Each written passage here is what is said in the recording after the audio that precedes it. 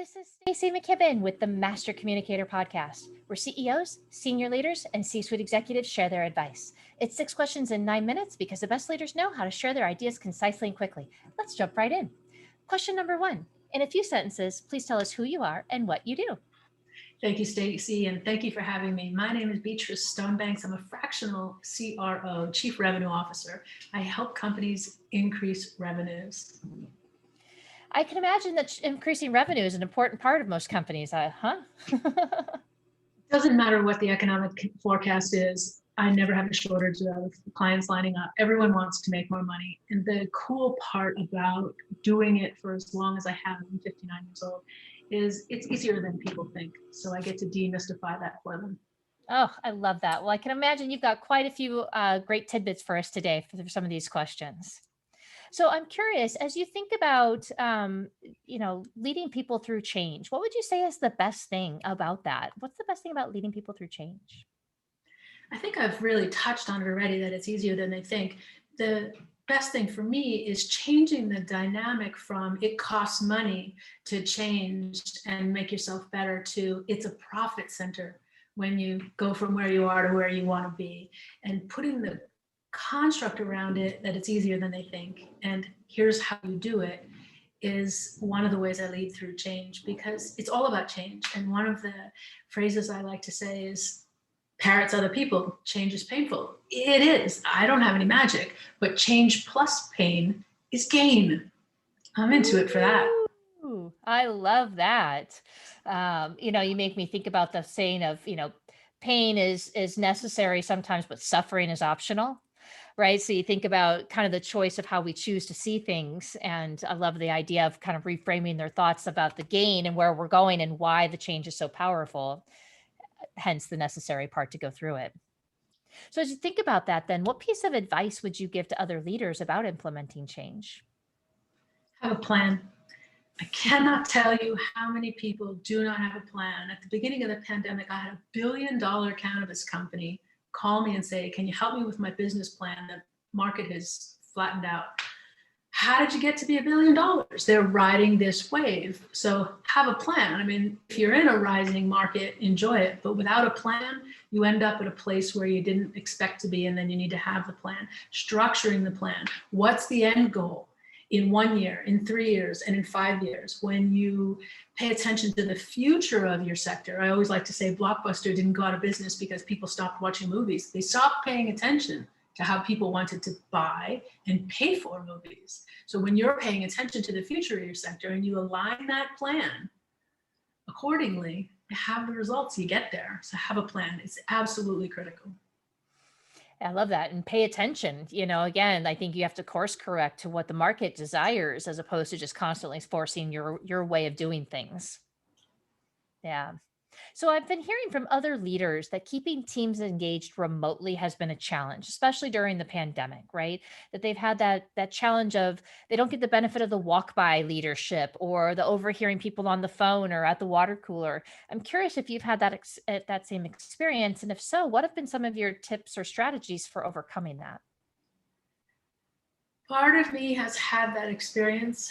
I don't mind saying, as a human being, it took me a couple of months to take my head out of my butt and say, okay, this isn't 2 weeks. We're passing 2 months and I have to respond to it. But the other part of me, which responds quickly in the face of adversity because we have no choice, welcome to the world, is helping them along with that human being portion. So there are different kinds of meetings, daily check-in meetings, tactical meetings, strategic meetings. There are different kinds of meetings. And if you call attention to, in this meeting, we're going to share about how we're feeling, or we're all going to answer the same question without comment or response. So you can hear the range of, I'm not alone, or, hey, I didn't think of that, or I have it so much better, or I have it so much worse, I should reach out to them. You get that peer advisory synergy that can really take a team to another level in making the most of it.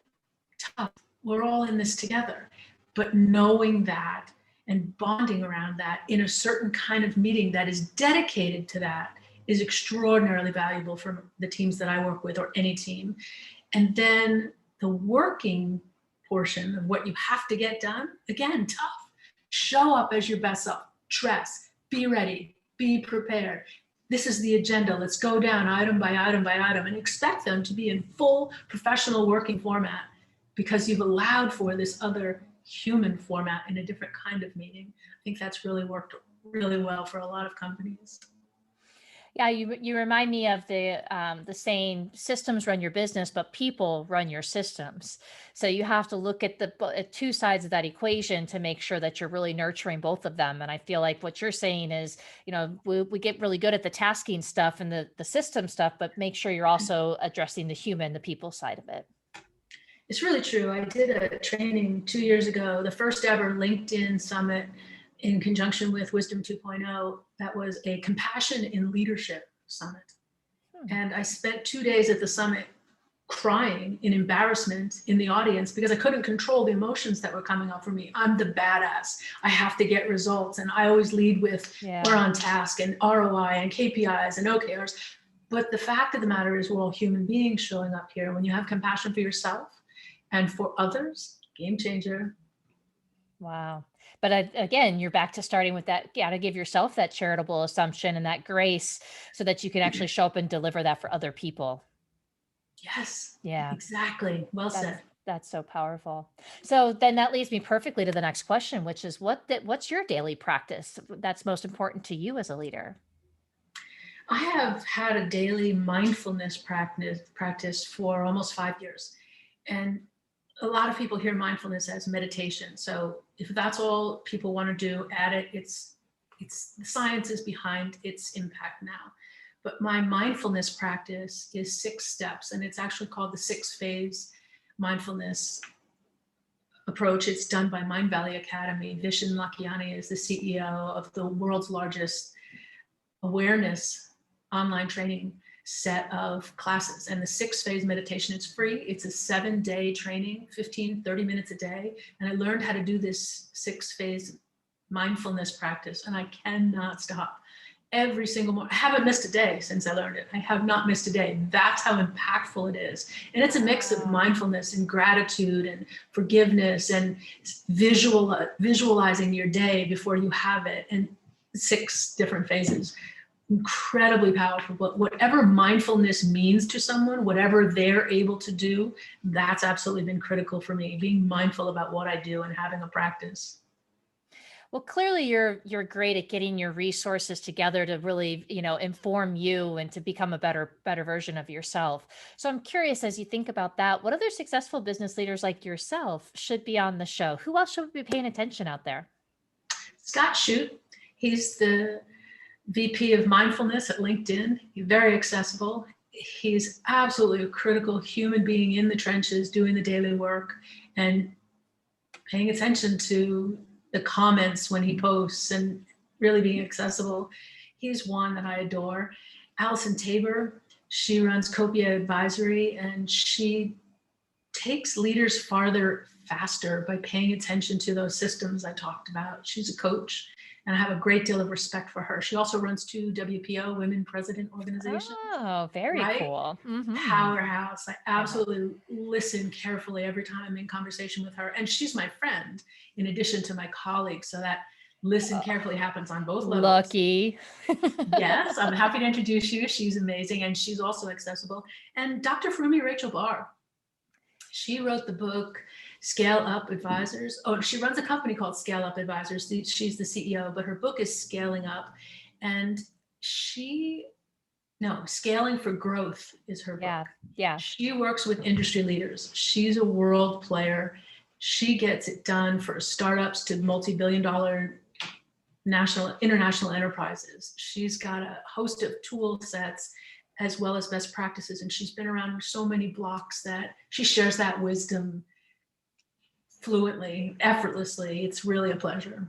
That is so much fun. Well, we actually had her on the show this week, so I'll be excited to roll out her podcast as well. And yes, she was an absolute delight. You two are going to have to fight over who was the best. Isn't that great? Small world. I love it. That's so awesome. Well, Beatrice, I'm just so delighted that you were willing to be on the show, and the ideas you gave were just so spot on. And I know the audience is going to eat them up. I'm curious if somebody wanted to reach out and introduce themselves, how might they find you? You can find me on my website. I'm Mhm. also accessible to anyone, stonebanks.net.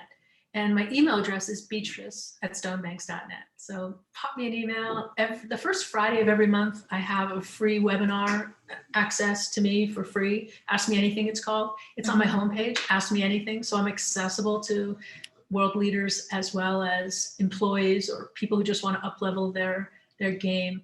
It's on my website, stonebanks.net. I'm accessible to anyone. Thank you so much for asking. Happy to help. Oh, that's great. And the audience knows I put the links down there underneath the show, so they'll be able to click on that and get to you right away. Well, again, thank you so much for being here today. And we'll definitely have you back for another episode if you're so inclined to come back and share. Maybe we could talk you into that 6-step process or some version of it so that you can share your joie de vivre with everybody. But until then, this is Stacy McKibben with the Master Communicator podcast. For more ideas and insights, please do go check us out at www.concilioteam.com. And we look forward to seeing you again next time. Take care.